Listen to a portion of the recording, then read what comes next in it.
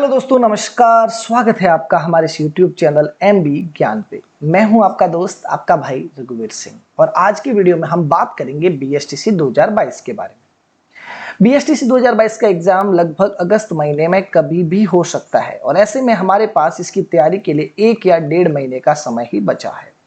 अब कई लोगों का कमेंट था कि मान के चलते हैं कि हमारे पास केवल 1 महीना बचा हुआ है और आज से ही इसकी तैयारी में अगर हम लगते हैं तो क्या हमारा सिलेक्शन BSTC 2022 में हो सकता है, और हो सकता है तो हमें उसके लिए क्या क्या उपाय करने होंगे, कृपया आप बताएं। तो दोस्तों, इस वीडियो में हम 2 सवालों का उत्तर आपको देंगे। पहला कि क्या 1 महीने की तैयारी में BSTC 2022 में सिलेक्शन हो सकता है, और दूसरा कि हमें उसके लिए अगर हो सकता है तो क्या क्या उपाय करने होंगे। लेकिन इन उपायों को जानने से पहले आपसे एक निवेदन है। निवेदन यह है कि जो भी हम आपको उपाय बताएं उनको पेन या कॉपी में लिखिए और उनको फॉलो भी कीजिए। केवल वीडियो देखने से सिलेक्शन नहीं होता दोस्तों, हमें उनको फॉलो करके मेहनत भी करनी होगी। ठीक है दोस्तों, तो आप हमें मेहनत का वादा दीजिए और हम आपको वादा करते हैं कि इन उपायों को फॉलो करके आपका सिलेक्शन BSTC 2022 में हो जाएगा। तो पहला सवाल का उत्तर तो आपको मिल गया कि 1 महीने के समय में हम 1000% BSTC 2022 में सिलेक्शन ले सकते हैं, और वो भी 600 में से 400 प्लस नंबर के साथ। ऐसा मैं आपको केवल मात्र मोटिवेट करने के लिए नहीं बोल रहा, ऐसा मैं इसलिए बोल रहा हूं कि मेरा खुद का सिलेक्शन केवल मात्र 15 दिन की तैयारी में BSTC में हो रखा है, और वो समय था जब पहली बार DLED हुई थी। अभी जो आप फॉर्म भरते हो तो वो BSTC नाम से नहीं होती, वो DLED नाम से होती है। तो 2014 का वो समय था जब पहली बार DLED हुई थी, और मैंने 2 मई को एग्जाम दिया था, और केवल मात्र 15 दिन की तैयारी में मेरे 600 में से दोस्तों 415 नंबर आए थे। अब वो कैसे आए थे वो ही मैं इस वीडियो में आपको बताऊंगा, और आप आराम से, आपके पास तो एक्स्ट्रा 15 दिन बचे हुए हैं और ऊपर और भी दिन बचे हुए हैं, तो आप तो आराम से सिलेक्शन ले सकते हैं। तो आपको क्या क्या करना है? तो सबसे पहले दोस्तों, आपके पास 3 चीजें होना जरूरी है। पहला, आपके पास सिलेबस दोस्तों आपके पास होना जरूरी है कि क्या क्या BSTC के अंदर पूछा जाएगा। ठीक है, क्योंकि हम जानते हैं BSTC में 4 भाग है। पहला राजस्थान GK, ठीक है, दूसरा है आपका मेंटल एबिलिटी, और तीसरा है आपका शिक्षण अभिक्षमता, जहां पे आपसे शिक्षक के बारे में सवाल पूछे जाएंगे, क्योंकि आप बनना क्या चाहते हो। BSTC करके आप छात्राध्यापक बनेंगे अगर आपका सिलेक्शन होता है, आपको कॉलेज मिलती है तो, और छात्राध्यापक के बाद आप 3rd ग्रेड टीचर के लिए एग्जाम दोगे, यानी कि लास्ट में आपको शिक्षक ही बनना है। तो आपके अंदर पहले से शिक्षक बनने की योग्यता होनी चाहिए। इसीलिए ये वाला भाग है जहां पे आपको स्कूल से संबंधित और शिक्षक से संबंधित सवाल पूछे जाते हैं। चौथा जो भाग है वो है हिंदी प्लस इंग्लिश। ठीक है, अगर आप जनरल BSTC कर रहे हैं तो, जिसमें 30 सवाल आपके हिंदी के और इंग्लिश के आपके 20 सवाल, हर सवाल 3-3 नंबर का। और अगर आप संस्कृत के साथ BSTC कर रहे हैं तो संस्कृत प्लस इंग्लिश होगी। ठीक है, तो सिलेबस आपके पास होना जरूरी है कि राजस्थान GK में किस किस टॉपिक से सवाल आएंगे, मेंटल एबिलिटी में किससे आएंगे, शिक्षण अभिक्षमता में कहां से आएंगे, हिंदी और इंग्लिश में कहां से आएंगे।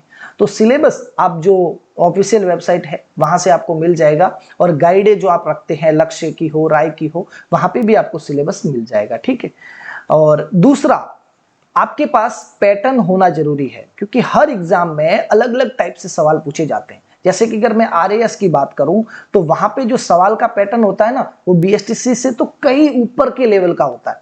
अब BSTC में 10th लेवल तक का सवाल पूछे जाते हैं। ठीक है, तो आपको पैटर्न पता करना आना चाहिए। और पैटर्न कैसे पता करेंगे? हमें पिछले साल के जितने भी पेपर हुए हैं, 6-7 साल के जो पेपर हुए हैं, जब से DLED हो रही है, और BSTC के भी उठा सकते हैं, वो पेपर लाइए और उनको हल कीजिए। आपको पता लग जाएगा कि किस टॉपिक से ज्यादा सवाल पूछ रहे हैं और किस टॉपिक से किस टाइप के सवाल पूछ रहे हैं। तो हमें पैटर्न पता होना चाहिए, इसलिए पिछले साल के जो पेपर है वो आपके पास होने जरूरी है। और तीसरा दोस्तों, आपके पास गाइड और अन्य बुक होनी जरूरी है जहां से आप पढ़ाई करेंगे। अगर ये सब है आपके पास तो आप इन उपायों को जान के आपका सिलेक्शन करवा लेंगे। ठीक है, तो अब हम विषयवार बात करते हैं कि हमें विषयवार किस प्रकार से तैयारी करनी है। सबसे पहले बात करते हैं हम राजस्थान GK की, जो हमारा पहला भाग है। राजस्थान GK की अगर हम बात करें दोस्तों, तो यहाँ पे इससे 150 नंबर के सवाल होंगे, 50 सवाल होंगे, हर सवाल 3 नंबर का, और पूरे BSTC 2022 के एग्जाम में एक भी नेगेटिव मार्किंग नहीं है। ठीक है, तो अब हमें इस विषय की तैयारी के लिए क्या करना है वो आपको मैं बताता हूं, डिटेल में बात करेंगे। दोस्तों देखिए, किसी महान व्यक्ति ने कहा था कि जो भारत का जीके है ना, उससे कई गुना ज्यादा राजस्थान का जीके है। और अगर हम जो अपने 1 महीने की तैयारी, चलो 1.5 महीने मान लेते हैं, उसमें अगर 5 या 6 घंटे भी राजस्थान जीके को पढ़े ना, तब भी हम राजस्थान जीके का केवल 1% भाग ही कवर कर पाएंगे। और 1% भाग कवर करके क्या हम 50 सवाल सही कर सकते हैं? नहीं कर सकते, ठीक है।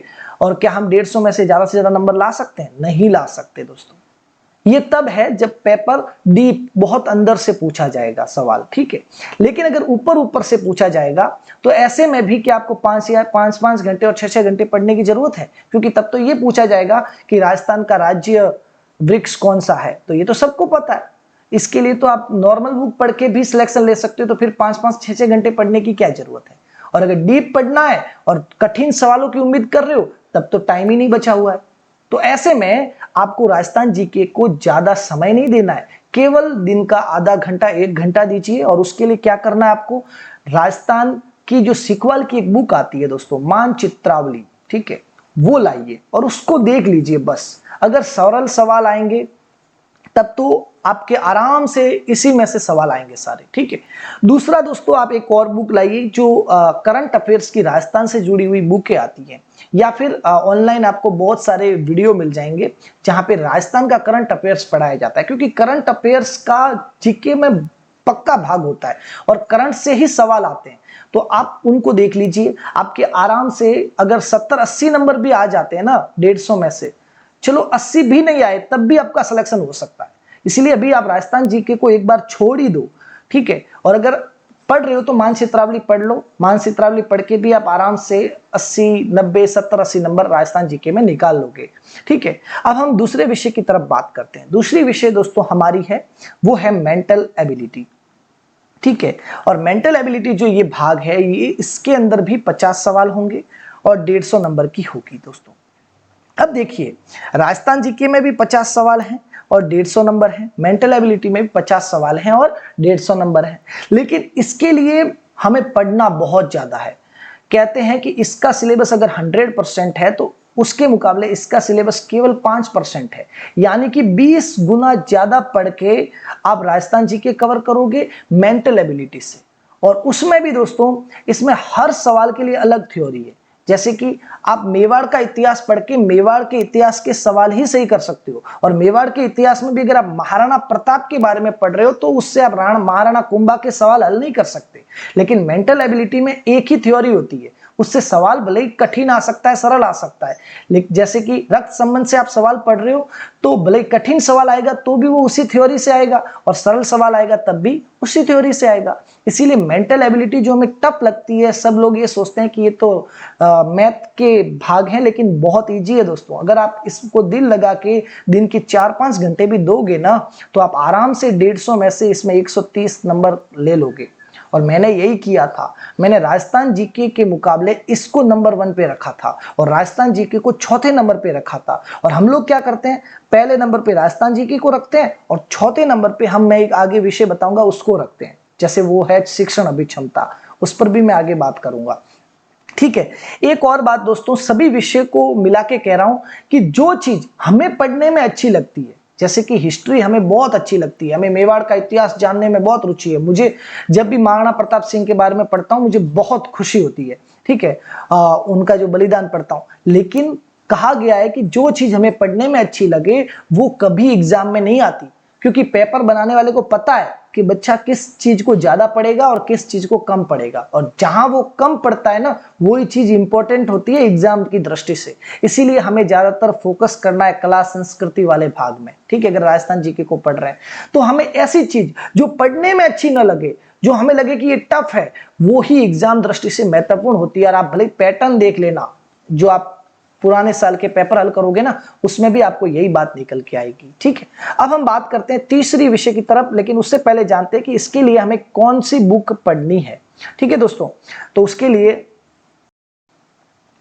दोस्तों मेंटल एबिलिटी के लिए आप पुस्तक लाइए अरिहंत की। मैं अरिहंत की पुस्तक ही आपको लाने को क्यों बोल रहा हूं, देखिए इसका रीजन ये है कि ये पूरे भारत में जितने भी कंपटीशन के एग्जाम जिसमें मेंटल एबिलिटी के सवाल पूछे जाते हैं, उसके लिए ये अपनी पुस्तक निकालते हैं।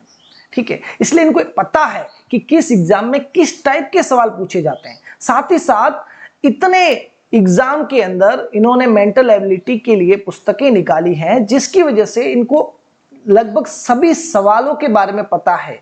ठीक है, और इनकी पुस्तक में अब लगभग सभी सवाल हैं जो एग्जाम में पूछे जाते हैं। दूसरा, इनकी थ्योरी जो है ना वो बहुत इजी है दोस्तों।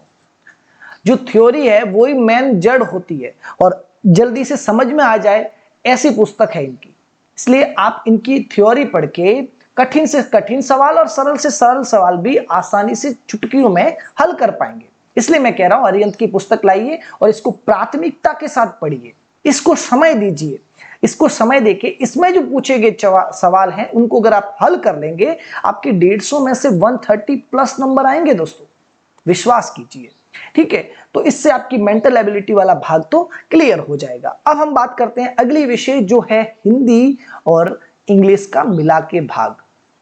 ठीक है, अब दोस्तों देखिए, हिंदी के सवाल 30 आएंगे, इंग्लिश के आएंगे 20 नंबर आएंगे, हिंदी के 90, इंग्लिश के आएंगे 60, क्योंकि हर सवाल के 3-3 नंबर है, ये तो आप जानते ही हैं। अब दोस्तों देखिए, हिंदी की तैयारी के लिए हमें न तो यूट्यूब पे कोई वीडियो देखना है, न ही हमें किसी के नोट्स लाने हैं। क्योंकि दोस्तों एक बात हमेशा याद रखो, जो दूसरों के नोट्स होते हैं वो एक जहर के समान होते हैं। नोट्स मतलब शॉर्टकट लेने के चक्कर में कई बार हम खड्डे में गिर जाते हैं। हमें वो ही शॉर्टकट लेना है जिसे हमने पहले से देखा हुआ हो। ठीक है, इसीलिए हमें ना तो नोट्स पढ़ने हैं, ना ही कोई बुक दूसरी पढ़नी है। तो हमें क्या करना है, हमें बस एक काम करना है कि जो आपके छोटे भाई बहन जो 9th to 12th में पढ़ रहे हैं, उनके पास एक पुस्तक होगी हिंदी व्याकरण की। वो एक ही पुस्तक आती है 9th to 12th की हिंदी व्याकरण की पुस्तक। ठीक है, नहीं है तो आप बुक स्टोर पे जाओ और वहां से आपको मिल जाएगी। गवर्नमेंट की बुक आती है, बहुत पतली सी बुक है। और विश्वास कीजिए, इस 30 में से लगभग सभी सवाल या फिर मिनिमम से मिनिमम 28 सवाल तो उसी पुस्तक से आएंगे और उस पुस्तक को आप आराम से 1 महीने में क्लियर कर सकते हैं। ठीक है, अब रही बात इंग्लिश की, तो इंग्लिश के लिए आप लुसेंट की बुक लाइए। अगर आप इंग्लिश मजबूत है तो ठीक है, नहीं तो मेरी तरह अगर वीक है ना तो इंग्लिश को तो भूल ही जाइए। आप तुक्का मार के भी 4 से 5 सवाल तो इंग्लिश में सही कर ही लेंगे। और वैसे भी आपके पास एग्जाम पैटर्न चेक करने के लिए पुराने साल के प्रश्न पत्र तो हैं, उसमें जो सवाल हैं वो वापस रिपीट भी तो होता है बार बार, इसलिए 2-3 सवाल वहां से सही हो जाएंगे तो आपके 6-7 सवाल भी सही हो गए तो आपकी इंग्लिश तो काम कंप्लीट कर देगी दोस्तों। ठीक है, अब हम बात करते हैं अपने आखिरी भाग की तरफ, वो है दोस्तों शिक्षण अभिक्षमता। ये मेन आपको ध्यान देने योग्य विषय है। ठीक है, इसकी तरफ हम लोग ध्यान नहीं देते। जैसे कि एक गाइड के अंदर 600 पेज हैं तो उसमें से केवल 30 पेज इसके होते हैं और इसमें सवाल भी बहुत इजी होते हैं। इसलिए लोग क्या करते हैं, कोई इसको सिर्फ 1 दिन देता है, कोई इसको सिर्फ 2 दिन देता है, कोई 3 दिन देते हैं और कोई तो कहता है कि इसमें तो जो भी सवाल है हम सब हमें आते हैं, इसलिए कोई थ्योरी नहीं पढ़नी, और कोई तो देता भी नहीं। ऐसे में कोई इसमें 120 नंबर लाता है 150 में से, कोई लाता है 130। अब आप कहोगे ये तो बहुत ज्यादा नंबर है, लेकिन आप ये मत भूलो कि जिसने इसको महत्वपूर्ण समझ के, जिसको ये पता है कि राजस्थान जीके के भी 150 नंबर हैं, मेंटल एबिलिटी के भी 150 हैं, हिंदी इंग्लिश के मिला के भी 150 और इसके भी तो 150 ही है, तो इसको मैं हल्के में क्यों लूं। और जो इसको हल्के में नहीं लेता ना, वो इसमें 140 प्लस जाता है, और 140 प्लस जाने का मतलब इससे 20 नंबर ज्यादा और इससे 10 नंबर ज्यादा, और ये उसको नजदीक कॉलेज दिलाने में मदद करता है दोस्तों। इसलिए हमें शिक्षण अभिक्षमता को महत्वपूर्ण मानना है। यहां तक कि सबसे ऊपर आपको मेंटल एबिलिटी को रखना है, उसके बाद हिंदी को रखना है, उसके बाद आपको शिक्षण अभिक्षमता को ही रखना है, और इनको आपको रेगुलर पढ़ना है। ठीक है, इंग्लिश और राजस्थान जीके को आप भूल जाओ। ठीक है, राजस्थान जीके के लिए आप मेंटल एबिलिटी को पढ़ लेना, और करंट अफेयर्स को राजस्थान जीके के लिए आप मान चित्रावली की जो पुस्तक है ना उसको पढ़ लेना, और करंट अफेयर्स देख लेना। ऑनलाइन वीडियो मिल जाएंगे आपको, या फिर बुक स्टोर पे बुक आ जाती है। और इंग्लिश के लिए अगर आपकी ठीक ठाक मजबूत है तो ठीक है, नहीं तो फिर पुराने साल के प्रश्न पत्र देख लेना। तो दोस्तों, जो भी मैंने ये आपको उपाय बताए, अगर आप इनको फॉलो करेंगे और विशेष तौर पे इन 3 विषयों पे, मेंटल एबिलिटी और हिंदी और केवल मात्र शिक्षण अभिक्षमता पे ध्यान देके इन तीनों विषय को ही अगर आप पढ़ लोगे ना, तब भी आप 400 प्लस करके अपना सिलेक्शन ले सकते हो BSTC 2022 में। बस जरूरत है आपको मेहनत करने की। अगर आप मेहनत करोगे, लगन से इसमें लग जाओगे दोस्तों, सब कुछ भूल जाओगे। अगर आप थोड़ी थोड़ी देर में मोबाइल फोन खोल के इंस्टाग्राम खोलोगे तो फिर सिलेक्शन नहीं हो सकता, ठीक है। तो अब ज्यादा लंबा वीडियो को नहीं खींचूंगा। अगर आपको कोई भी सवाल है जो BSTC से जुड़ा हुआ है कि इसमें फॉर्म कैसे भरे जाते हैं, कौन कौन से डॉक्यूमेंट मांगे जाते हैं, या कोई भी सवाल कमेंट बॉक्स में कमेंट कीजिए। अगर बहुत कम लोगों के सवाल होंगे तो आपको कमेंट बॉक्स में तुरंत सवाल का जो है वो जवाब मिल जाएगा। नहीं तो अगर एक ही सवाल बहुत लोगों ने किए हैं तो फिर अलग से वीडियो बना के भी आपको उस सवाल का जवाब दिया जाएगा, ठीक है। तो अब आज्ञा दीजिए, अगले वीडियो में तब जल्द लौटे। तब तक के लिए जय माता दी, जय भवानी, जय हिंद, जय भारत।